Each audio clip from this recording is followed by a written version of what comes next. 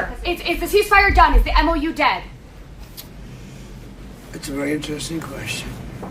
To me, I think it's over. I don't want to deal with them anymore. They're scum. You know what scum is? They're scum. They're sick people.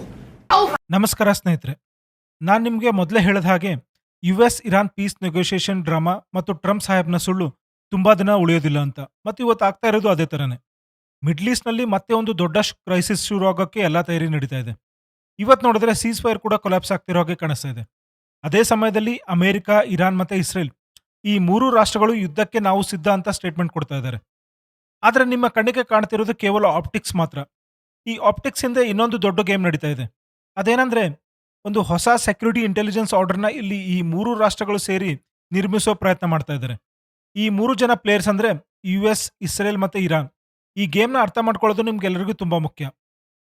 ಈ ಮೊಮೆಂಟ್ನಲ್ಲಿ February 28, 2026ರಿಂದ ನಡೀತಾರಂತ ಈ ಸಂಪೂರ್ಣ ಯುದ್ಧದ ಪರಿಸ್ಥಿತಿನ ಇವತ್ತಿನ ಜುಲೈವರೆಗೂ ನೀವು clear ಆಗಿ observe ಮಾಡ್ತಾ ಇದ್ರೆ ಒಂದು ವಿಷಯ ನಿಮ್ಗೆ ಕ್ಲಿಯರ್ ಆಗಿ ಗೊತ್ತಾಗುತ್ತೆ.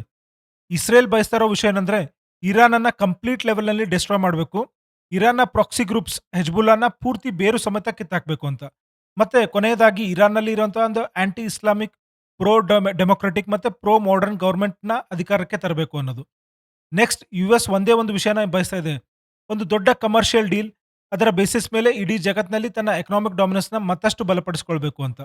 ಮತ್ತು ಕೊನೆಯದಾಗಿ ಇರಾನ್ಗೆ ಯುದ್ಧದಿಂದ ಬೇಕಾಗಿರೋದೇನೆಂದ್ರೆ ಸರ್ವೈವಲ್ ವಯಾ ಲಿವರೇಜ್. ಅಂದ್ರೆ ತನ್ನ ಪ್ರಾಕ್ಸಿ ಗ್ರೂಪ್ಸ್ ಹೆಜ್ಬುಲ್ಲಾ, ಹೌತಿ ಮತ್ತೆ ಹಮಾಸ್ನ ಹೇಗಾದ್ರೂ ಮಾಡಿ ಉಳಿಸ್ಕೊಳ್ಬೇಕು ಅನ್ನೋದು. ಈ ರೀತಿಯಾದ್ರೂ ಶಿಯಾ ಮುಸ್ಲಿಂ ರಾಷ್ಟ್ರಗಳಲ್ಲಿ ಹೇಗಾದ್ರೂ ತನ್ನ ಅಸ್ತಿತ್ವವನ್ನು ಉಳಿಸ್ಕೊಳ್ಬೇಕು ಅನ್ನೋದು ಇಲ್ಲಿ ಇರಾನ್ನ ಮುಖ್ಯ ಉದ್ದೇಶ. ಈ ಕಂಟೆಕ್ಸ್ ನಲ್ಲಿ ನಾವು ಈ ಮೂರು ಪ್ಲೇಯರ್ಸ್ಗಳ ಸ್ಟ್ರಾಟಜಿನ ಒಂದೊಂದಾಗಿ ನೋಡಿದ್ರೆ ಒಂದು ವಿಷಯ ತುಂಬಾ ಕ್ಲಿಯರ್ ಆಗಿ ಗೊತ್ತಾಗುತ್ತೆ. ಇಸ್ರೇಲ್ ಇವತ್ತಿನ ಡೇಟ್ನಲ್ಲಿ ಮಿಡ್ಲ್ ಈಸ್ಟ್ನ ಒಳಗಿನ ಸೆಕ್ಯೂರಿಟಿ ಮ್ಯಾಪ್ ಅನ್ನ ರೀರೈಟ್ ಮಾಡಬೇಕು ಅಂತ ನೋಡ್ತಾ ಇದೆ. ಈ ಪರ್ಟಿಕ್ಯುಲರ್ ಡೀಲ್ ಅಥವಾ ಯುದ್ಧ ವಿರಾಮದಿಂದ ಇರಾನ್ಗೆ ಯಾವುದೇ ರೀತಿಯಲ್ಲಿ ಒಂದು ಪಾಸ್ ಅಂದ್ರೆ ವಿಶ್ರಾಂತಿ ಸಿಗಬಾರ್ದು ಅನ್ನೋದು ಇಲ್ಲಿ ಇಸ್ರೇಲ್ನ ಮುಖ್ಯ ಉದ್ದೇಶ. ಯಾಕಂದ್ರೆ ಇಸ್ರೇಲ್ನ ನಂಬಿಕೆ ಏನಂದ್ರೆ, ಇಲ್ಲಿ ಹಿಸ್ಟಾರಿಕಲಿ ಇರಾನ್ಗೆ ಯಾವಾಗಲಾದ್ರೂ ಒಂದು ಟ್ರೂಸ್ ಅಂದ್ರೆ ಒಂದು ಬ್ರೀದಿಂಗ್ ಸ್ಪೇಸ್ ಸಿಕ್ಕಿದೆಯೋ ಹಾಗಾಗೆಲ್ಲ ಇರಾನ್ ಆ ಸಮಯನ ತನ್ನ ಮಿಲಿಟರಿ ಕೇಪಬಿಲಿಟಿನ ಬಿಲ್ಡ್ ಮಾಡ್ಕೊಳ್ಳೋಕೆ ಬಳಸ್ಕೊಂಡು ಮತ್ತೆ ಮಿಡ್ಲ್ ಈಸ್ಟ್ ನಲ್ಲಿ ಒಂದು ರೀಜನಲ್ ಸೆಕ್ಯೂರಿಟಿ ಥ್ರೆಟ್ ಕ್ರಿಯೇಟ್ ಮಾಡೋ ಪ್ರಯತ್ನ ಮಾಡಿದೆ. ಇಸ್ರೇಲ್ನ ಆಟಿಟ್ಯೂಡ್ ಇಲ್ಲಿ ಒಂದು ಹೈ ಪ್ರೆಷರ್ ಸ್ಟ್ರಾಟಜಿ ತರ ಇದೆ. ಅದರ ಮೇನ್ ಗೋಲ್ ಏನಂದ್ರೆ ಇರಾನ್ನ ರೆಜಿಮ್ ಕಂಪ್ಲೀಟ್ ಆಗಿ ಕೊಲಾಪ್ಸ್ ಆಗಬೇಕು ಅನ್ನೋದು. ಇನ್ನೊಂದು ಕಡೆ America on the other hand ಬೇರೆ ಒಂದು ಗೇಮ್ ಮಾಡ್ತಾ ಇದೆ. ಅದು ತನ್ನ ಫೋರ್ಸ್ನ ಬಳಸಿ ಇರಾನ್ ಮತ್ತೆ ಗ್ಲೋಬಲ್ ಬಿಸ್ನೆಸ್ ಮೇಲೆ ಪ್ರೆಷರ್ ಕ್ರಿಯೇಟ್ ಮಾಡ್ತಾ ಇದೆ. ಅದ್ರ ಹಿಂದೆ ಇರೋ ಒಂದು ಉದ್ದೇಶ ಏನಂದ್ರೆ, ಒಂದು ಸ್ಟ್ರಾಂಗ್ ಬಿಸ್ನೆಸ್ ಕಮರ್ಷಿಯಲ್ ಡೀಲ್ ಮಾಡ್ಕೊಳ್ಳೋದು. ಆ ಡೀಲ್ ಮೂಲಕ ಮೊದಲಿಗೆ ಆಲ್ ಟ್ರೇಡ್ ನಲ್ಲಿ ತನ್ನ ಎಕನಾಮಿಕ್ ಫುಟ್ಪ್ರಿಂಟ್ ಅನ್ನ ಇನ್ನೂ ಬಲವಾಗಿ ಎಸ್ಟಾಬ್ಲಿಷ್ ಮಾಡ್ಕೊಳ್ಳೋದು ಅನ್ನೋದು. ಒಂದು ವಿಷಯ ಅಮೆರಿಕಾಗೆ ಇವತ್ತು ಕ್ಲಿಯರ್ ಆಗಿದೆ, ಅದು ವೆನಿಜುವೆಲಾ ಎಕ್ಸ್ಪೀರಿಯನ್ಸ್ ಆದ್ಮೇಲೆ ಗೊತ್ತಾಗಿದೆ. ಅಂದ್ರೆ ರಷ್ಯಾ ಮತ್ತೆ ಇರಾನ್ ಆಯಿಲ್ ಇನ್ಫ್ಲೂಯೆನ್ಸ್ ನ ಕಂಪ್ಲೀಟ್ ಆಗಿ ಸಬ್ಡ್ಯೂ ಮಾಡ್ಬೇಕಂದ್ರೆ, global oil import and export ನಲ್ಲಿ ಇರುವಂತಹ ಒಂದು ಇರಾನ್ನ ಡಿಪೆಂಡೆನ್ಸ್ ನ ಕಡಿಮೆ ಮಾಡಬೇಕಂದ್ರೆ ರಷ್ಯನ್ ಆಯಿಲ್ ಅನ್ನ ದುರ್ಬಲಗೊಳಿಸೋದಕ್ಕಿಂತ ಮೊದಲು ಇರಾನ್ ಅನ್ನ ದುರ್ಬಲಗೊಳಿಸಬೇಕು ಅನ್ನೋದು US ಗೆ ಗೊತ್ತಾಗಿದೆ ಇವತ್ತು. ಅದೇ ಸಮಯದಲ್ಲಿ ಇನ್ನೊಂದು ಕಡೆ ಯುಕ್ರೇನ್ ಕೂಡ ಬ್ಯುಸಿ ಆಗಿಬಿಟ್ಟಿದೆ. ಯಾಕಂದ್ರೆ ಅಮೆರಿಕ ಇಲ್ಲಿ ಇರಾನ್ ಜೊತೆ ಎಂಗೇಜ್ ಆಗಿರುವಾಗ ಆ ಗ್ಯಾಪ್ ಅನ್ನ ಯುಕ್ರೇನ್ ರಷ್ಯಾ ಜೊತೆ ಫೈಟ್ ಮಾಡ್ತಾ ರಷ್ಯನ್ ಆಯಿಲ್ ಎಕ್ಸ್ಪೋರ್ಟ್ ನ ಮ್ಯಾನೇಜ್ ಮಾಡ್ತಾ ಇದೆ ಅನ್ನೋದು ಇಲ್ಲಿ US ನ ಒಂದು ದೊಡ್ಡ ಸ್ಟ್ರಾಟಜಿ. ಯುಕ್ರೇನ್ ರಷ್ಯಾವನ್ನ ವಾರ್ ನಲ್ಲಿ ಎಂಗೇಜ್ ಮಾಡಬೇಕು, ಅದಕ್ಕೆ ಬೇಕಾದಂತಹ ಸಪೋರ್ಟ್ ನ ಅಮೆರಿಕ ಇಲ್ಲಿ ತನ್ನ ಪ್ರಾಕ್ಸಿ ಬ್ಯಾಕ್ ಚಾನಲ್ ಮುಖಾಂತರ ಮಾಡುತ್ತೆ.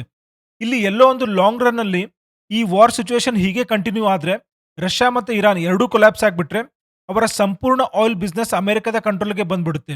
ಅದರ ಪರಿಣಾಮವಾಗಿ ಅಮೆರಿಕ ವರ್ಲ್ಡ್ ಆಯಿಲ್ ಬಿಸ್ನೆಸ್ ಮೇಲೆ ಇನ್ನೂ ದೊಡ್ಡ ಕಂಟ್ರೋಲ್ ಪಡ್ಕೊಳ್ಬಹುದು ಅನ್ನೋದು ಅಮೆರಿಕದ ಲೆಕ್ಕಾಚಾರ. ಇದು ಒಂದ್ ವೇಳೆ ನಿಜ ಆದ್ರೆ ಇದುವರೆಗೆ ಮಿಡ್ಲ್ ಈಸ್ಟ್ ಪ್ಲೇಯರ್ಸ್ಗೆ ಇದ್ದಂತ ಆಯಿಲ್ ಟ್ರೇಡ್ ಹೆಜಮನಿ ಅಂಡ್ ಲಿವರೇಜ್ ಕೂಡ ಅಮೆರಿಕದ ಕೈಗೆ ಬಂದ್ಬಿಡೋ ಸಾಧ್ಯತೆ ಇದೆ. ಇರಾನ್ ಇಲ್ಲಿ ಒಂದು ಸಿಂಪಲ್ ಸ್ಟ್ರಾಟಜಿ ಮೂಲಕ ಗೇಮ್ನ ಅರ್ಥ ಮಾಡ್ಕೊಂಡಿದೆ. ಕನ್ವೆನ್ಷನ್ ಲೆವೆಲ್ನಲ್ಲಿ ಮತ್ತು ಒಂದು ಮಿಲಿಟರಿ ಲೆವೆಲ್ನಲ್ಲಿ ಅಮೆರಿಕ ಮತ್ತು ಬೇಸಿಕಲಿ ಇಸ್ರೇಲ್ ವಿರುದ್ಧ ನೇರವಾಗಿ ಫೈಟ್ ಮಾಡೋಕ್ಕೆ ತನ್ನಿಂದ ಆಗಲ್ಲ ಅಂತ ಅನ್ನೋದು ಇರಾನ್ಗೆ ಗೊತ್ತಾಗಿದೆ. ಅದಕ್ಕಾಗಿ ಇಲ್ಲಿ ಇರಾನ್ ಒಂದು ರಿಸ್ಕಿ ಸ್ಟ್ರಾಟಜಿ ಮೂಲಕ ಬಾರ್ಗೇನ್ ಮಾಡ್ತಾ ಇದೆ. ಅದರಲ್ಲಿ ಅಮೆರಿಕ ಯಾವುದೇ ನೇವಲ್ ಶಿಪ್ ಅನ್ನ ಮುಳುಗಿಸೋ ಉದ್ದೇಶ ಇರಾನ್ಗಿಲ್ಲ. ಇವತ್ತಿನ ಡೇಟ್ನಲ್ಲಿ ಇರಾನ್ ಮಾಡಬೇಕು ಅಂತಿರೋದು ಒಂದೇ ಒಂದು ಕೆಲಸ, ಸ್ಟ್ರೇಟ್ ಆಫ್ ಹಾರ್ಮುಜ್ನ ಚೋಕ್ ಮಾಡೋದು, ಅಂದ್ರೆ ಸಂಪೂರ್ಣವಾಗಿ ಹಿಡಿತಲ್ಲಿ ಇಟ್ಕೊಳ್ಳೋದು. ಅದರಿಂದ ಎಲ್ಲಾದ್ರೂ ಒಂದ್ ಕಡೆ ಗ್ಲೋಬಲ್ ಎಕಾನಮಿ ಯಾವಾಗ ಬೇಕಾದ್ರೂ ಕುಸಿದು ಹೋಗ್ಬೋದು ಮತ್ತೆ ತುಂಬಾನೇ ವರ್ಟೈಲ್ ಸಿಚುವೇಶನ್ ಗ್ಲೋಬಲಿ ಕ್ರಿಯೇಟ್ ಆಗುತ್ತೆ.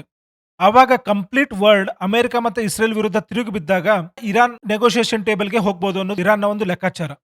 ಸೊ ಈ ಮೊಮೆಂಟ್ ಅಲ್ಲಿ ಇರಾನ್ ಹತ್ರ ಇನ್ನೂ ಯಾವ್ದಾದ್ರು ಒಂದು ಪವರ್ಫುಲ್ ಟೂಲ್ ಉಳಿದಿದ್ರೆ ಅದು ಸ್ಟ್ರೇಟ್ ಆಫ್ ಹಾರ್ಮುಜ್ ಮಾತ್ರ. ಈಗ ಇರಾನ್ ಸ್ಟ್ರೇಟ್ ಆಫ್ ಹಾರ್ಮುಜ್ ನ ಟಾರ್ಗೆಟ್ ಮಾಡ್ತಿರೋದು ಇದೇ ಒಂದು ಕಾರಣಕ್ಕೆ. ಈ ಆಂಗಲ್ ನಿಂದ ನೋಡಿದ್ರೆ ಸ್ಟ್ರೇಟ್ ಆಫ್ ಹಾರ್ಮುಜ್ ಇರಾನ್ಗೆ ಒಂದು ಸ್ಟ್ರಾಟಜಿಕ್ ಶೀಲ್ಡ್ ಅಂತ ಹೇಳೋದ್ರಲ್ಲಿ ತಪ್ಪಿಲ್ಲ. ಆದ್ರೆ ಅಮೆರಿಕ ಈ ಡೀಲ್ ಮೂಲಕ ಏನ್ ಟ್ರೈ ಮಾಡ್ತಿದೆ ಅಂದ್ರೆ, ಇರಾನ್ನ ನ್ಯೂಕ್ಲಿಯರ್ ಆಂಬಿಷನ್ ಮೇಲೆ ಯಾವುದಾದ್ರೂ ಒಂದು ರೀತಿಯಲ್ಲಿ ಕಂಟ್ರೋಲ್ ಹಾಕಬೇಕು ಅನ್ನೋದು. ಈಗ ಇರಾನ್ನ nuclear ambitions directly controlled by US. ಅದರ ಒಂದು ಬಿಗ್ಗೆಸ್ಟ್ ಇಂಪ್ಯಾಕ್ಟ್ ಎಲ್ಲಿಗೆ ಬೀಳುತ್ತೆ ಗೊತ್ತಾ? ಸ್ಟೇಟ್ ಆಫ್ ಹಾರ್ಮುಜ್ ಮೇಲೇನೆ. ಯಾಕಂದ್ರೆ ಈ ಮೊಮೆಂಟಲ್ಲಿ ಒಂದು ಸ್ಟೇಟ್ ಆಗಿ ಇರಾನ್ನ ನೋಡಿದ್ರೆ ಅದರ ಹತ್ರ ಉಳಿದಿರೋ ಒಂದು ಲೆವರೇಜ್ ಆಪ್ಷನ್ಸ್ ಕೇವಲ ಎರಡೇ. ಮೊದಲನೇದು ನ್ಯೂಕ್ಲಿಯರ್ ಆಂಬಿಷನ್, ಅಂದ್ರೆ ಹೇಗಾದ್ರೂ ಮಾಡಿ ನ್ಯೂಕ್ಲಿಯರ್ ವೆಪನ್ನ ತಯಾರಿಸಬಹುದು ಅಂತ. ಇದರಿಂದ ಇಡೀ ಮಿಡ್ಲ್ ಈಸ್ಟ್ ರೀಜನ್ನ ಸೆಕ್ಯೂರಿಟಿ ಮ್ಯಾಪನ್ನೇ ಆಲ್ಟರ್ ಮಾಡೋ ಕೆಪಾಸಿಟಿ ಇರಾನ್ಗಿದೆ. ಇನ್ನೊಂದು ಯಾವುದಂದ್ರೆ ಸ್ಟೇಟ್ ಆಫ್ ಹಾರ್ಮುಜ್. ಅಮೆರಿಕ ಇರಾನ್ನ ನ್ಯೂಕ್ಲಿಯರ್ ಆಂಬಿಷನ್ ಆಲ್ಮೋಸ್ಟ್ ಒಂಥರ ಕಂಪ್ಲೀಟ್ ಆಗಿ ಡೆಸ್ಟ್ರಾಯ್ ಮಾಡಿದೆ. ಇರಾನ್ ಈ ಮೊಮೆಂಟ್ನಲ್ಲಿ ಸ್ಟೇಟ್ ಆಫ್ ಹಾರ್ಮುಜ್ ಅನ್ನೇ ತನ್ನ ಸ್ಟ್ರಾಟಜಿಕ್ ಲಿವರೇಜ್ ಆಗಿ ಯೂಸ್ ಮಾಡ್ತಾ ಇದೆ. ಅದಕ್ಕೆ ನೋಡಿ ಇರಾನ್ ಪದೇ ಪದೇ ಶಿಪ್ಸ್ ಮೇಲೆ ಅಟ್ಯಾಕ್ ಮಾಡ್ತಾ ಇರೋದು. ಅದು ಶಿಪ್ಸ್ ಮೇಲೆ ಅಟ್ಯಾಕ್ ಮಾಡಿದಾಗ ಗ್ಲೋಬಲ್ ಮೆರಿಟೈಮ್ ಇನ್ಶೂರೆನ್ಸ್ ರೇಟ್ಸ್ ಇದೆಯಲ್ಲ ಒಂದೇ ಸಾರಿ ರೈಸ್ ಆಗ್ತವೆ. ಅದರ ಪರಿಣಾಮ ಇಡೀ ಗ್ಲೋಬಲ್ ಎಕಾನಮಿ ಮೇಲೆ ಇಂಪ್ಯಾಕ್ಟ್ ಆಗುತ್ತೆ. ಹೀಗೆ ಗ್ಲೋಬಲ್ ಎಕನಾಮಿಕ್ ಚೋಕ್ ಪಾಯಿಂಟ್ನ ಹಿಡ್ಕೊಂಡು ಇರಾನ್ ಸ್ಟೇಟ್ ಆಫ್ ಹಾರ್ಮುಜ್ನ ಒಂದು ವೆಪನ್ ಆಗಿ ಯೂಸ್ ಮಾಡ್ಕೊಳ್ತಾ ಇದೆ. ಯುಎಸ್ ಮತ್ತು ಇಸ್ರೇಲ್ ಈ ಮೊಮೆಂಟಲ್ಲಿ ಒಂದು ವಿಷಯ ಕ್ಲಿಯರ್ ಆಗಿ ಅರ್ಥ ಮಾಡ್ಕೊಂಡಿದೆ. ಇಲ್ಲಿ ಮೊದಲನೇದು ಏನಂದ್ರೆ ಟಾಪ್ ಲೆವೆಲ್ ಲೀಡರ್ಶಿಪ್ ಅನ್ನೇ ಟಾರ್ಗೆಟ್ ಮಾಡೋದ್ರಿಂದ ಪ್ರಯೋಜನ ಇಲ್ಲ. ಯಾಕಂದ್ರೆ ಇರಾನ್ನ ಇಡೀ ಗೇಮ್ ಡಿಸೆಂಟ್ರಲೈಸ್ ಲೆವೆಲ್ ಅಲ್ಲಿ ನಡೀತಾ ಇದೆ. ಇರಾನ್ ಈ ಮೊಮೆಂಟಲ್ಲಿ ಒಂಥರದ ಸ್ಟ್ರಾಟಜಿ ಫಾಲೋ ಮಾಡ್ತಾ ಇದೆ. ಅದನ್ನ ಮೊಸೈಕ್ ವಾರ್ಫೇರ್ ಅಂತ ಕರೀತಾರೆ. ಈ ಮೊಸೈಕ್ ವಾರ್ಫೇರ್ ಅಂದ್ರೆ ಸಿಂಪಲ್ ಲ್ಯಾಂಗ್ವೇಜ್ ನಲ್ಲಿ ಹೇಳೋದಾದ್ರೆ ಇರಾನ್ ಹತ್ರ decentralise command and control system ಇವೆ ಅನ್ನೋದು.